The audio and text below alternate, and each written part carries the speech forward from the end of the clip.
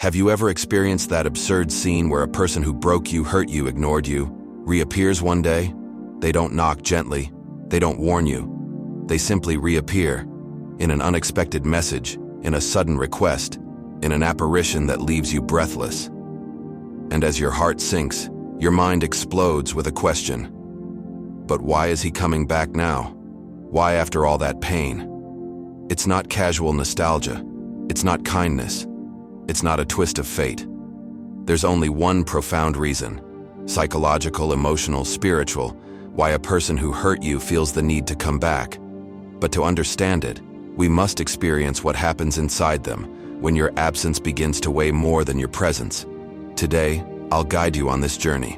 I'll explain what happens in the mind, heart, and conscience of those who chose to leave you, and then discover that life has taken much more from them than they thought. Before we begin, if these words have already touched something deep within you, subscribe to the Emotional Wisdom channel and leave a like so you can help this content reach those who need it. And in the comments, write, "I know what this means, so I know you're not alone in this experience." Good. Breathe. Let's begin. When they were with you, you gave them more than they deserved: attention, calm, acceptance. You adapted to their silences, understood their ups and downs, made them feel less alone.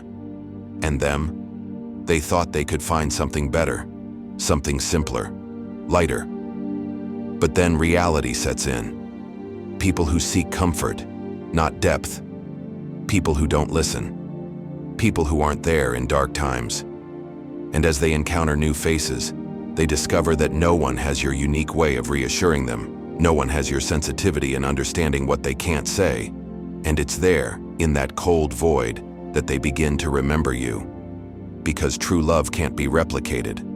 Not with that intensity, not with that authenticity. And when life begins to show them the difference between the one who was really there and the one who was just passing by, your image suddenly becomes clearer than before. Remorse never comes suddenly. It's a whisper, the memory of a smile, a gesture of care they no longer receive. Then the whisper becomes a voice. The voice becomes noise. The noise becomes torment. Why did I push him away? Why didn't I understand his value? Regret keeps you awake. It keeps you awake. It scratches, and the mind begins to replay every scene, every unsaid word, every responsibility denied. They remember the times they took you for granted, the times they could have been there but instead chose ego. And when the weight of what they've lost becomes greater than the pride that made them run away, their heart begins to push them back. It's in that moment that they return, not because they've suddenly understood everything, but because they can no longer escape the truth that torments them. With you, they were better off than they thought. With you, they weren't just at ease. With you, they were seen, understood, welcomed, even in the parts they hid from the world. Outside, there's noise, competition, superficiality. And when life tires them, when everything seems too much, they remember that feeling they had next to you, that kind of peace that exists nowhere else. You made them a safe haven in the midst of chaos, an emotional place where they could breathe without feeling judged.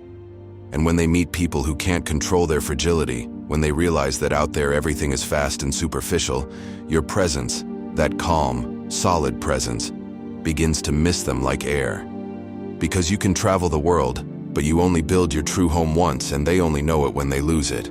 You call it karma. You call it a lesson. You call it emotional justice. But the concept is simple. Those who hurt without reason, sooner or later meet someone who hurts them in the same way. Did they ignore you? They meet someone who ignores them. Did they take you for granted? Someone treats them as if they were an option, not a priority. And then they understand. They understand you. They understand the pain they've caused you. They understand the value you've always had. And their pride crumbles. They begin to see in a mirror what they've done to you. The burning silence, the consuming uncertainty, that feeling of being replaceable. And it's precisely when they taste the same wound they inflicted that their heart finally gives in. Because nothing educates faster than a pain that reminds you of your past. When they were with you, everything seemed lighter. Their work, their fears. their dreams. With you, they had emotional stability, security, inspiration. When you're gone, life becomes harder. They miss your encouraging voice. They miss your calming presence. They miss your sustaining patience. And slowly, a truth hits them. Their life was better when you were there. They realized that the energy they had wasn't their own merit, but your presence. That the courage they showed was fueled by your support. And when difficulties mount, and no one can be a fulcrum like you were, the comparison becomes merciless. It's in that emotional void that the deepest nostalgia arises. The nostalgia for a presence that made the world less heavy. There are connections that never break. They stop. They fall asleep. They remain silent. But they don't die. A part of them still feels your energy. A part of their heart still vibrates at the memory of you. You weren't a chapter. You were a turning point in their story, a before and after. And the more they try to ignore it, the tighter that invisible bond pulls. There are nights when a thought arrives uninvited. There are days when a detail reopens everything. A song, a place, an emotion. No matter how far they run, there's always something that brings them back. Because certain souls recognize each other, and even if the distance seems enormous, the thread between you has never truly broken. Today, love is swift, liquid, tied to need, not to the heart. But your love was different, patient, deep, faithful. When they try to find that quality in someone else, they fail. Every time. Because you are rare, and rare things cannot be replaced. They are regretted. They discover that the attention you gave was uncommon, that your dedication was not a given, that your constant presence was a gift they failed to protect. And as they search elsewhere for what they can't find, every comparison brings you back to the top of the list of people who have marked their lives. And when they realize that no one else will give them that level of love, it's inevitable that they return to the source they've lost. Sometimes they don't see what's right in front of them until life forces them to open their eyes. Ego, confusion, immaturity. It takes loss to make them understand value. It takes pain to open their eyes. And when they finally see, they run. They hope. They pray it's not too late. Because maturity doesn't come with age, but with experiences that subdue pride. By beginning to understand the difference between those who use and those who love, between those who stay for self-interest and those who stay for their heart, your image becomes clearer.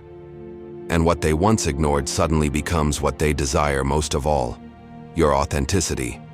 There always comes a moment when they experience the same pain they caused you, the same loneliness, the same uncertainty, the same heartbreak. And then they truly understand, not with their minds, but with their bodies, with their souls.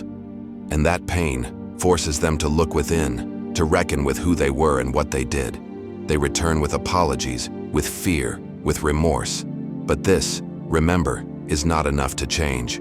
For some, it's a cry for redemption. For others, it's simply an attempt to ease their conscience. But the truth is, pain is the only universal language that teaches true understanding. Paradoxically, they return when you finally stop waiting, when you stop searching, when you stop suffering, when your energy no longer supports them.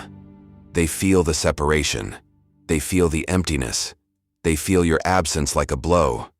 And in a panic, they return. Because they were accustomed to your presence, to your open heart, to your availability. And when that inner door closes, they feel it as a real, tangible loss. It's then that they truly understand what they've lost, not a person but a source of love they thought would last forever. In the end, it all comes down to this. They come back when life shows them what they couldn't see when you were there. They come back because you were the answer to their fears, the cure for their silences, the presence they unknowingly asked for. They don't come back because they've changed. They don't come back because they've matured. They come back because the truth, sooner or later, becomes impossible to ignore. You were the blessing they failed to recognize. Because yes, some people come back for love, others out of need, others out of loneliness, others because life has crushed them. But you've learned, you've grown, You've rebuilt yourself. Your heart is precious. Your peace is sacred. Your soul is rare. Let only those who know how to honor it enter. Listen, but don't forget. Forgive, but don't lose yourself.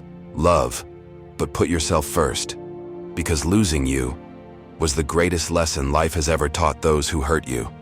If these words touched something deep inside you, subscribe to the Emotional Wisdom channel, leave a like or a hype below to help spread this content to those who need it.